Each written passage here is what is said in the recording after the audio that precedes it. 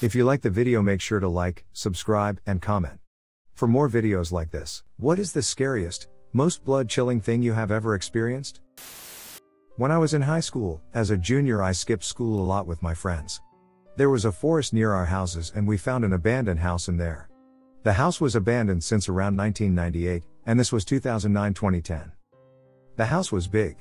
Had a garage, 2 living room areas, and 3 bedrooms along a hallway. The original front door to the house was open but overgrown with tall, thick grass. We would always enter through the garage. There was graffiti in the house, about hell and other weird things. But we would find old National Geographics and computer magazines and spend the afternoon reading them. We explored every room of the house except the attic. It was open but we couldn't climb up inside without a ladder. I had been there double-digit times and never felt uncomfortable. One of my friends had never been, though, and asked me to take him. So on that day, myself, and my brother went to the abandoned house. We hung out like any other time. I know no one was in the house because since it was my friend's first time, we showed him every room and everything. We went to just hanging out and reading. We were there for about an hour and a half. My friend was throwing old floppy disks at a fireplace when we heard this insanely loud bang. This bothered me because there are no doors on this house. The only one is a folding closer door in the living room, and it was smashed into the closet like someone kicked it and it didn't move ever. I thought, at first, my friend had made the loud noise, but I looked to him and he yelled, "What was that?" It was then I got chills and was like, we need to get out. The noise came from the garage, it felt, so we couldn't exit that way. We had to exit through the tall grass at the front door. To do so, we had to cross the hallway to get out.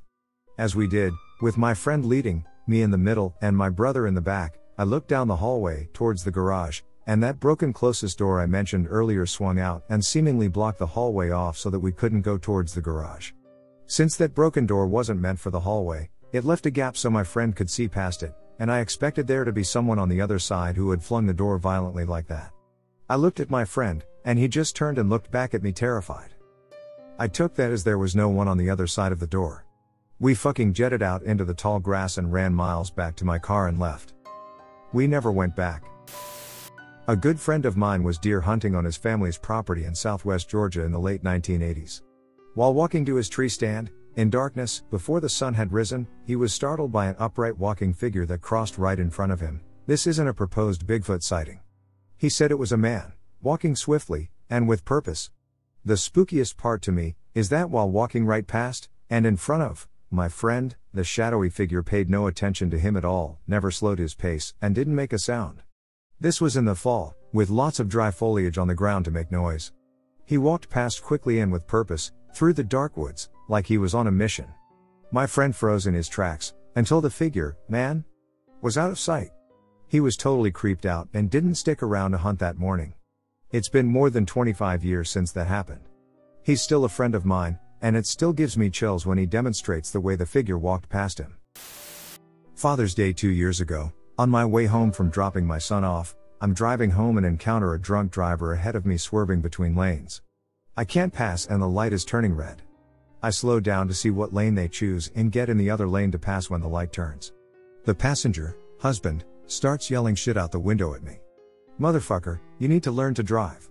You're making my wife nervous and she only has a permit." I'm doing my best to ignore him. Light changes, continue on.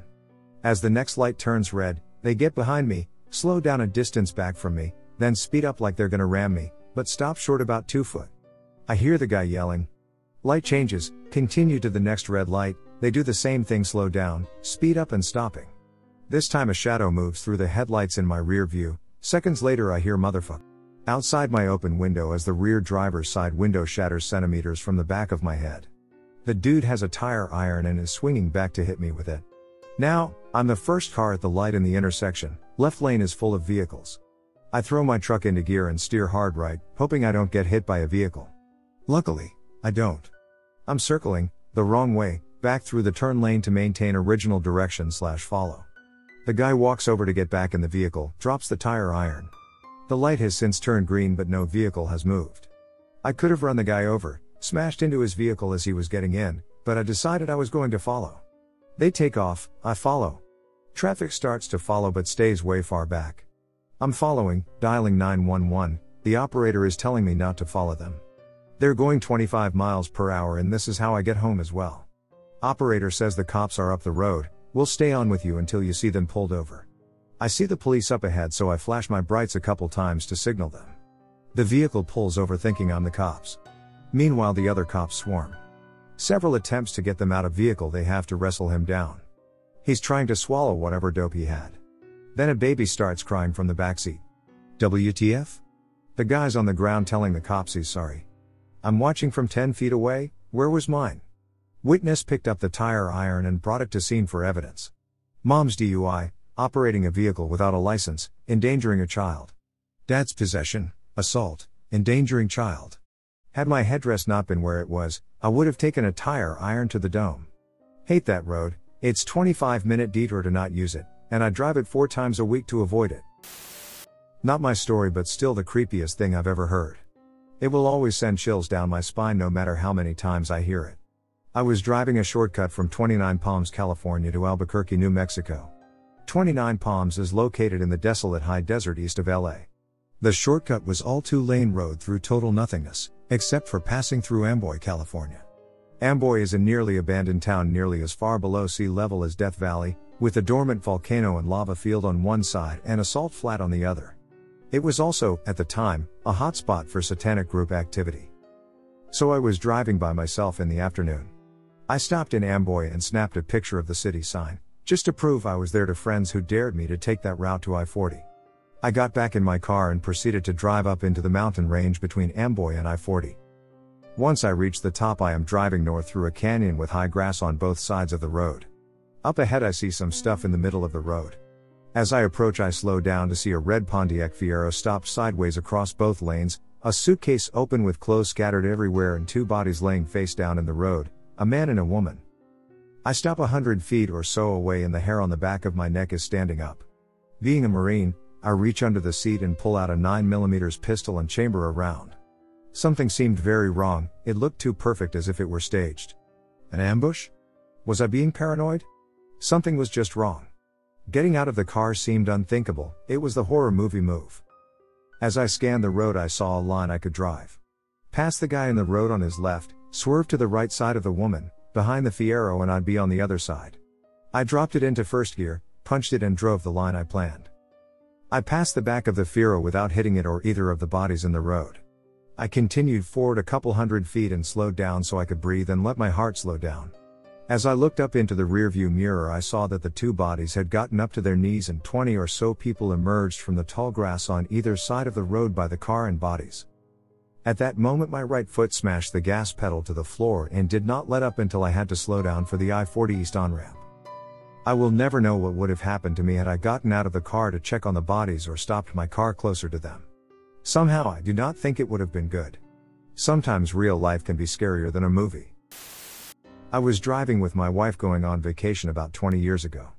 I had to work that day so we left out about 8 p.m.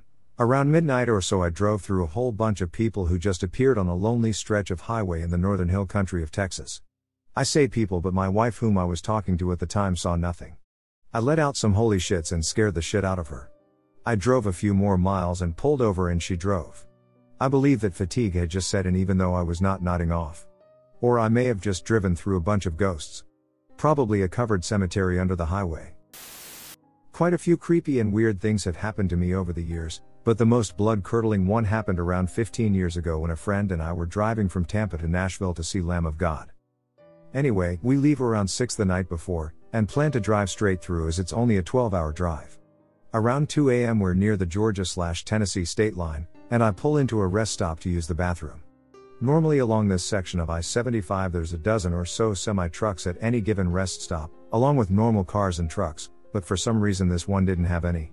Ours was the only vehicle there, and it was kind of foggy so it was really creepy already. Anyway, I leave the car running with my friend in the passenger seat while I go do my business. After about 5 minutes on the toilet I hear the door to the bathroom open, and I say Isaac? To see if he decided to come in. I barely get the word out when I hear the handicapped at all door slam open, and hear this god-awful banging along with a high-pitched screaming, just screaming bloody murder. Without wiping I GTFO out of there and run to the car, and I'm like dude somebody ran in the bathroom freaking out. And he goes dude, I've been sitting here watching the rest area the whole time, no one went in the bathroom, no one else even pulled up. At that point the adrenaline hit me and I freaked the fuck out, and gunned it out of there.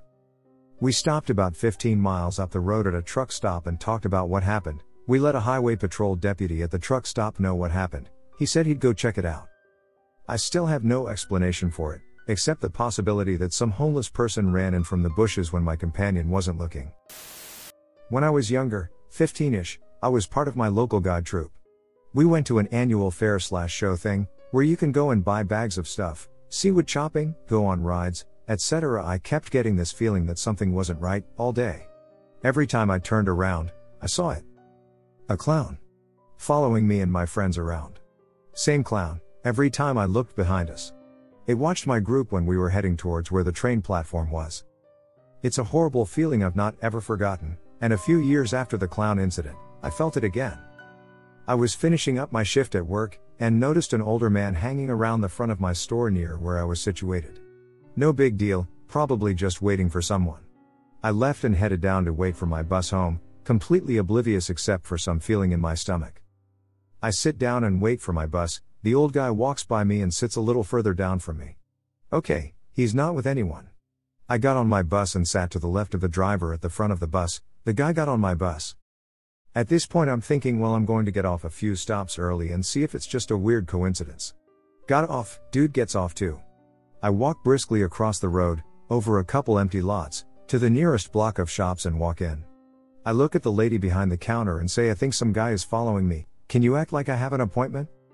Eventually he's disappeared. Me and a couple ladies look out the front and back and can't see him. I dead sprint home, get in the house, close all my blinds and chain the door shut. I'm texting my mom while having a panic attack, and watching through a slit in the blinds. The old dude walks by my house a few times.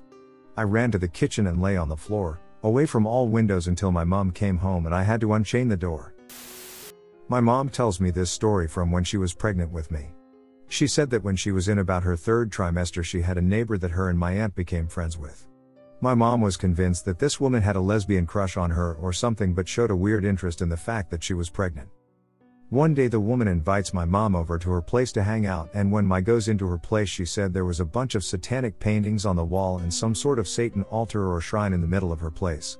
My mom instantly got freaked out and tried to leave. The woman then got angry and tried to convince my mom to stay, but my mom left scared out of her mind. That night my mom says she had extremely vivid dreams of this woman dressed as some sort of witch, and she was saying something about how she wanted to take the baby, me, from my mom. The next day the woman stopped by my aunt's house and my mom was there. The woman sees my mom and asks her, "How were your dreams last night?" My mom says her heart dropped at that moment and she never spoke to her again. My grandma owns a cabin in northern Canada just an hour outside my hometown.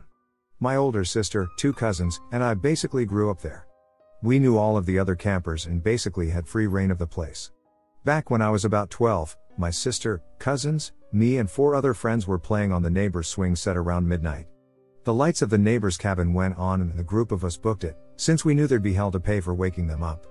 Stupidly I ran towards the woods, while the rest of the kids ran to the road. I waited behind a bush until the light of the cabin turned off, but while I was waiting I saw some movement further in the woods. It looked like a person, and whoever it was wearing bright orange. This normally wouldn't be too strange with the amount of hunters in the area. I called out thinking it might be one of my friends, but this person just stood there not answering. At first, I thought it could just be one of my friends making a joke. I am the youngest in this group, so I was always the one they picked on / made fun of. I called out again, but the person just continued to stand there and stare. By this point I was freaked and I could hear my sister calling for me. I ran up to the road to find all 7 of the others there. Told my story to them and we searched the woods looking for the bushman. Never found him. Fast forward to 3 days later. Giant police search, boats, helicopters, dogs, you name it. Found an escaped inmate who was living in the woods near our cabin. He was a convicted sex offender and in for aggravated assault.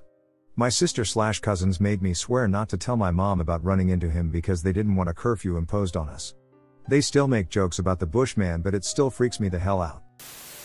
I was in Algonquin Park, Ontario, Canada on Burnt Island Lake, which is one of the interior lakes, meaning you have several portages to get to that lake. I was about 5 kilometers from the trailhead and camping by myself on one of the islands on the lake. After I had set up my camp, was reading and looking out over the water when I saw another man in a canoe, towing another canoe behind him out on the lake. He was far enough out that I couldn't really make out any details of him other than his beard and green/reddish jacket. Thought it was some stupid camo jacket that hunts wear. I felt my skin crawling as I looked at him, which freaked me out, because I'm a very outgoing and confident person and normally do get spoke. As he got closer, I noticed that what I thought was at first a green/red jacket turned out to be a green one with red on it, and the second canoe was filled with full garage bags. He asked me from his canoe which way it was to the portage that would take him to the Joe Lake system. I told him the way and was glad when I saw his backside and watched him disappear at the trailhead. I promptly torn down my camp and paddled like mad to get to Otterslide Lake and stay there. I didn't sleep much that night and thanked my lucky stars I had bear mace with me. In the morning there were several RCMP, Royal Canadian Mounted Police, planes flying over Burnt Island Lake in my area. I was still jittery from it all and gave up on my 5-day trip, paddled back to Canoe Lake, which was the lake I parked my van at, and drove home to Toronto only to hear that the police were looking for a murderer in Algonquin Park. Just a creepy coincidence, but back around 2012, I worked in a job that I hated, and was extremely close to quitting. I did quit as soon as I found another job. I was frustrated because a coworker of mine who was under me on the ladder just received a pay raise higher than me, and I was denied a salary increase. It was worse because the employee in question was a friend of the CEO, so it was blatantly unfair. I couldn't bring myself to come into work that day, so I called our HR person and said in a sad, dead-sounding voice that I couldn't come in that week because my grandma died. Now, my grandma was very much alive, and in good health, no problems. I got a call 2 hours later from my mom. My grandma died that morning, about the same time I called in my boss. I spent the rest of the week in the funeral secretly tortured by the knowledge that I may have death cursed my grandma to drop dead at that exact moment because I was too upset and humiliated to go into work. So, this happened a few years back when I was living in a suburban area. I used to ride my longboard around at night and just glide through the sleeping streets as a way to relax and wind down from work. I always rode my board alone. One night I was riding my board as usual, crossing the intersections when I started getting to the end of the street and into a new intersection. It was a cloudy night, but the streets were lit with various street lamps. Underneath this street lamp, though, there was a man standing there in a full bodysuit. This one was all black. I slowed my board down and nervously laughed, saying, "Cool costume," easily 10 feet away. The guy looked at me and didn't say a word. At this point I had picked up my board and was holding it. He slowly started to approach me and my mind went blank. I didn't get back on my board, I just started running away from him as fast as I could. I looked back and could have sworn he was running after me. I had never been so scared in my life. I found a family sitting outside and hesitantly approached them as I realized what I was going to say sounded crazy, but I told them about the guy and they let me stay on the porch with them. We didn't see the guy after that, and they were nice enough to drive me home because I didn't feel at all comfortable walking back. To this day I don't know what it was. I sometimes think maybe I just saw something. Maybe because it was around Halloween and somebody thought they were being funny. I don't know, but that was one of the worst experiences ever. I used to go running on the river dike in my town. It's a pretty rural area, so the occasional deer is not unexpected. I prefer running at night since it's cooler, but every night I'd feel this ominous feeling like someone was watching me, and there's no streetlights on the dike, so it's pretty dark. I would usually stop for a second and flash my flashlight around, never saw anything, so I'd keep running. Fast forward a few weeks, I tell my friend Barkley about it. Now Barkley lives in the back country ass end of nowhere, Mountainsville. His face went white and his eyes got big. He grabbed me and says, "Dude, you were probably being stalked by a mountain lion. Don't run the dike at night, at least if you're alone." Back to the dike, it also runs through the city park, and one night I'm doing my thing running. Of course I skipped the possibly cougar infested area. Anyway, I'm getting that feeling of being watched again, so I turn to look down the path behind me and see a white figure like right behind me. Any closer and there would have been insertion. So naturally I booked it through the park all the way to the hospital, where I felt moderately safer. My last fun story comes from my dad. He was in the Coast Guard and served on a lot of ships. He told me once about how some of the ships were old, like World War II old. Anyway, he claims sometimes during chow there'd be crewmen who weren't wearing the right uniforms, and when it came time for duty no one could find them. Another time my dad said he found a crewman out of uniform looking at a duty roster with a confused look on his face. My dad, being the helpful kind, asks him what's wrong, so this guy asks him the name of the ship they are on. My dad tells him, the guy gets more confused than just walks off. Well, my dad asks around, and sure enough this same thing happened to multiple people. Turns out the ship my dad was on used to be in the Navy during World War II, and they looked through some records. Sure enough, the uniforms match. The crewmen my dad's friends were seeing were all guys who died during the war. This happened 10 years ago, when I was 19. I was working at a factory, and shared a one-bedroom apartment with a former friend of mine. She let me take the only bedroom, and since the living room was huge, she slept under the big bay window with a privacy screen between her bed and the couch. Anyway, we always used to joke about the building being haunted. A guy had died in our apartment, suicide, years before, and sometimes out of the corner of your eye you could swear you saw a person standing in the bathtub behind the curtain if you were sitting in the chair in the living room. Of course, every time you'd look, there'd be nothing there. This is kind of unrelated, but I could even tell you what it looked like. Dark hair, dark eyes, denim jeans, gray t-shirt. We only ever saw it when the window was open in there. As long as the window was kept closed, no problems. So anyway, that could easily be explained away as group hysteria or whatever. But one night while we're shooting the shit, there's this faint knock at the door. We're both a little unsettled, because it just doesn't sound right. I can't explain why it sounded so off, but I went into fight mode. The mom jeans were strong even back then. I grabbed my machete, it's for scaring away rambunctious drunks, and walk slowly to the door, and right as I reach for the knob, it turns and the door starts to open. So I yank it open the rest of the way. There's nobody there. Now I saw this doorknob turn. My roommate saw it turn. I yanked that door open, looked up and down the hallway, and there was nothing there. Then there's this sound like someone was hauling ass up the stairs to the second floor, and I can't explain why it scared the hell out of me right then, but it did, and I slammed that door shut as hard as I could. Maybe it's because I heard footsteps, but no breathing or talking. It just unnerved me. Anyway, slammed the door. Locked it, locked the deadbolt, locked the other deadbolt, and put the chain on. Propped a dining chair against the handle for good measure, then went and did the same thing to the door in the kitchen. Closed every curtain so nothing/no one could see inside my apartment. We both slept in my bed that night. I never hugged my machete so tight in my life. 2 months later I moved out of that apartment and into the one upstairs. It was even worse. When I was about 13 years old I owned a Dell laptop. One day I had invited my best friend at the time over to play Counter-Strike with me. My friend didn't own a computer and my family computer was too crappy to run Counter-Strike, so we would end up taking turns. After a few hours my friend's mom picked us up and took us over to his house to spend the night. My friend wanted to show me Morrowind on his Xbox, so I had left my laptop at home. When we got to his room I spotted my laptop's case propped up against the foot of his bed. I asked him how it got there, to which he replied, "You left it over here last time you came over." I knew this wasn't true as I remembered grabbing my laptop charger out of my case while we were playing Counter-Strike at my place. So I go over to the foot of his bed and pick up the case, and it feels pretty heavy. After a short glance I concluded it definitely was my case and decided to open it.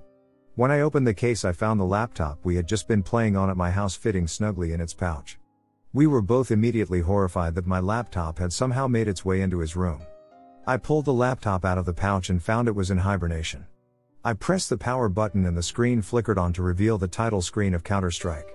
The battery was at 100% and everything was working fine. My friend was telling me that the case had been at his house for a week and was empty the entire time.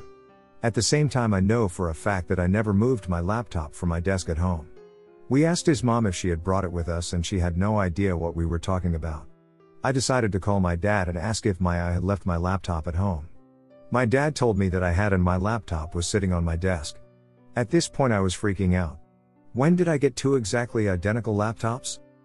The next morning when I had gotten back to my house I brought the second laptop home with me. Only to find that my laptop wasn't on my desk as my dad had told me. My laptop's case also wasn't where I had left it. This entire experience was truly terrifying to me as it almost seemed like a glitch in reality. It was some freak phenomenon that shouldn't be possible and is the one truly supernatural experience I've ever had. I saw a drive-by shooting not even a month ago. My wife and I decided to go to a food truck meet at our local park, figuring it would be a nice outdoor adventure for our 8-month-old son. Driving down the street there are generally cars parked on both sides, and that day was no exception. As we approach the row of cars a white minivan turns onto the road headed towards us. Being a nice guy I stop to let him through first. Except he doesn't come all the way down, he stops 15 feet in front of us, pulls out a pretty big gun and starts shooting two people right in front of us. In no way do we live in a bad neighborhood, typical suburbia. The guy he shot was killed pretty much instantly, but the girl he shot was running away with blood pouring out of her back. I throw my car in reverse and just try to get out of there, After the guy finished shooting these people, he hauled ass towards my family and I as we are in reverse trying to get away from the situation. That's all I could think to do, and as this guy drives towards us and almost hits us, my eyes lock with his. And in the moment I felt a feeling I couldn't describe or even knew existed. Bone chilling would just be the tip of the iceberg in description. I've never been more fearful in my entire life. All I was focused on was the safety of my wife and son. It shook us up bad enough to want to move far away, and at the end of the month we are moving out of state to a quiet mountain town. My brother was diagnosed with paranoid schizophrenia about 12 years ago.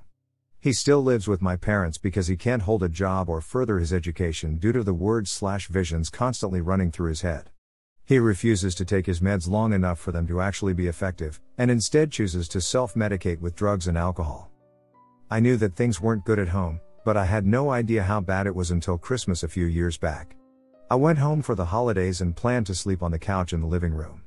Everything was fine and we had a lovely Christmas Eve up until about 10 p.m, when my brother just couldn't contain it anymore. The stream of vile, offensive things that came out of his mouth from his room, he lives in the basement, coupled with the most boisterous yet blood-curdling laughter that emanated from his room at random intervals all through the night kept me from getting any sleep whatsoever. I had a hard time sleeping for a couple months after that, and when I did sleep I had horrible nightmares of my brother murdering my parents.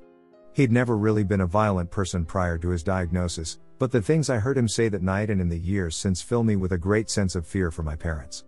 Hell, I still have nightmares about him. As the situation exists, the only other option is to kick my brother out of the house and have him live his days out as a homeless nutjob on the streets. When I go home for the holidays now, I stay in a hotel down the street so that I won't have to relive that night. It sucks that my parents have to deal with him around the clock.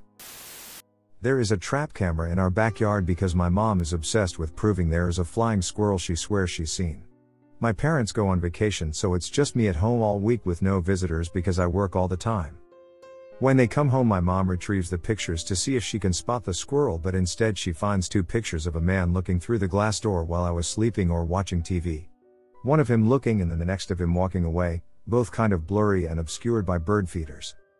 Knowing someone was just watching me completely oblivious gave me the weirdest feeling, and it still makes me feel uncomfortable. What were they doing? I've always lived alone with my mom, in a garden-level flat. It was the end of June. I just finished passing the French equivalent of the A-levels, so we were pretty much exhausted and happy it was all over. We went to bed as normal. Around 5:30 a.m., I heard an awful sound, like glass and water and I don't know what else. I couldn't locate the sound and I'm pretty much out of the bed before being awoken properly. I hear Mom whispering through the door, "Pompadour, could you please come with me? Something is not okay." We went to the living room first and nothing had moved and everything was quiet. My heart was racing and we continued to the kitchen. On the kitchen floor, there was our golden fish, desperately jumping in the middle of a puddle of water and broken glass. The bars of the kitchen window had been bent open, the kitchen was empty. We saved the fish, called the police, and then I received a call. My dad never ever called. I wasn't in contact with him, hadn't seen him in like 3 years. He called us at 6 a.m. out of the blue asking if everything was okay at our place. He's supposed to live 100 kilometers away. We think he tried to get into the flat, he's fucking tall, and ended up knocking off the aquarium. No proof, nothing happened to him. To this day I close every window, every door, and watch my surroundings every time I know my father knows my current address. I have a legal obligation to tell him at least once a year. My mom got an alarm. The fish are now living at my grandparents' in a natural pond. I have one creepy and blood-chilling. I was born and raised in the country outside a small northeastern Indiana town. I lived in a house that my great-great-great-great-grandfather and his brothers built, as well as 4 other homes directly around my house, where his brothers and their wives lived back in their time. So, by the time I lived in it as a child, it was well into 100 years old, and had been remodeled by my grandma and grandpa in the 1970s. So before we lived there, my maternal grandparents lived there. My grandpa was diagnosed with idiopathic cystic fibrosis of the lungs, way back in the early 1980s. I was born in 1989, and in 1990 he was blessed with receiving the first lung transplant in northern Indiana. At a very young age I have 2 distinct memories of him being home, with oxygen tubes in his nose, and pulling his oxygen tank around the house to sit in his favorite rocker/recliner. He passed away in 1991 from rejection. So, the creepy part. Back in 2006, I was pregnant with my first child and near my due date. It was during the day and I was really uncomfortable and my hip/lower back was hurting. So I decided to drive to mom and dad's and take a nap in their waterbed thinking the heat may help. So, I get there and mom and I sat in the kitchen, off from the living room, to talk for a few minutes. During a lull in conversation, I distinctly hear a squeak like squeaky tires. I kind of nonchalantly look around to see where the noise could be coming from. I don't see anything. I glance at my mom and see she's looking around too. Right as I'm about to ask her if she hears that, I see from the corner of my eye a figure walk past the entryway to the kitchen, walking into the living room.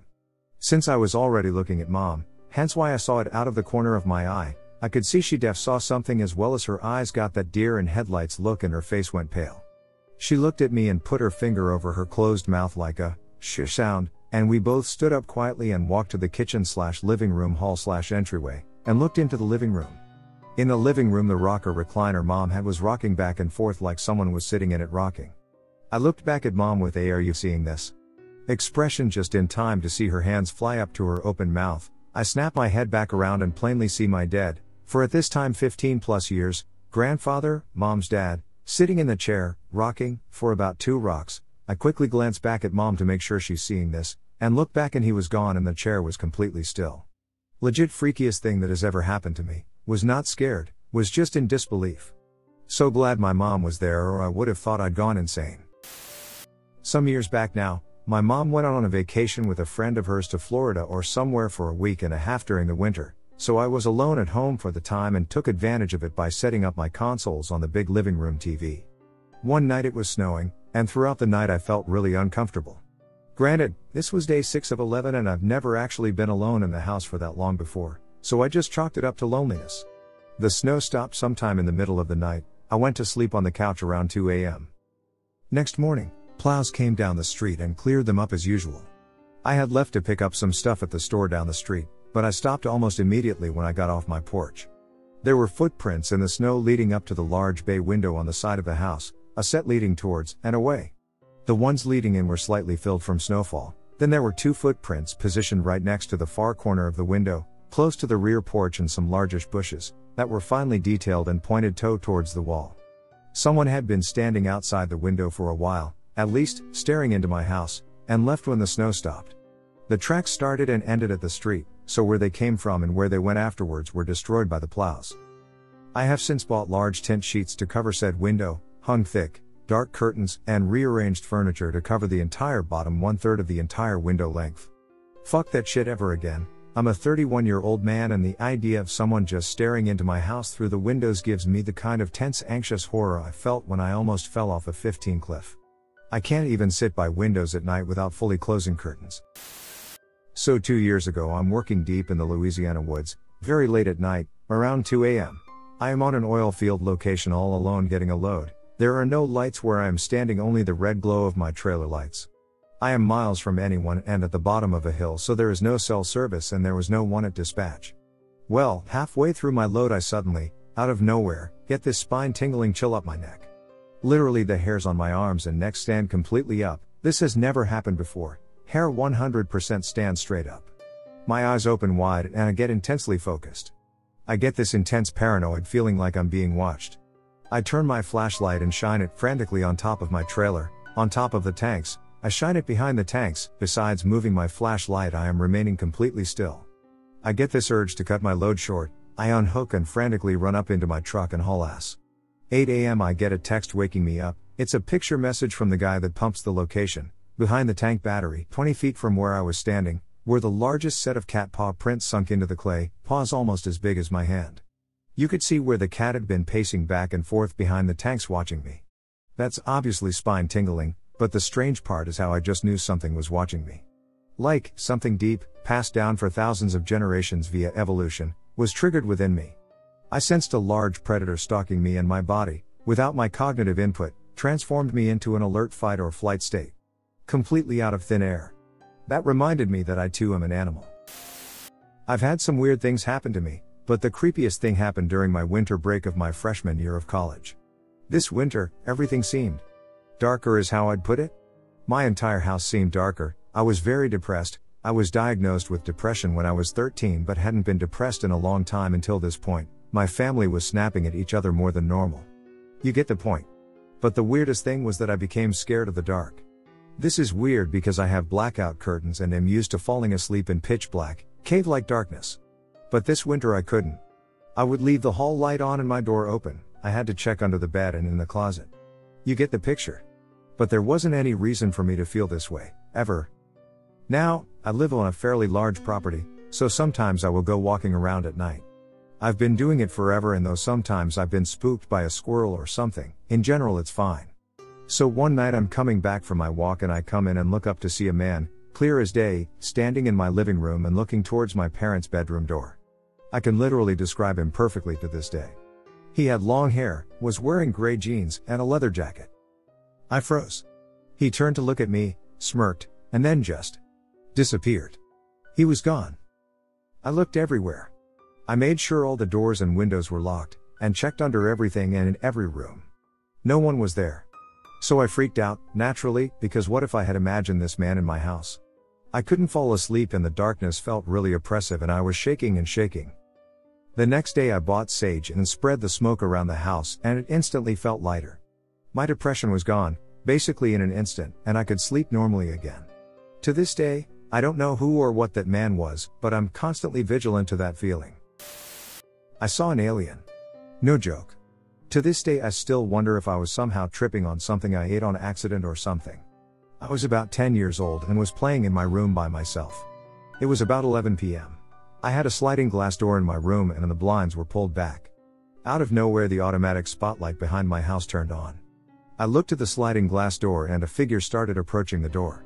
At first I thought it was my neighbor, who was older than me and about the same height, but as it got closer I realized it was something else. I remember it approaching the door slowly. It stopped at the sliding glass door for a few seconds and just started staring at me.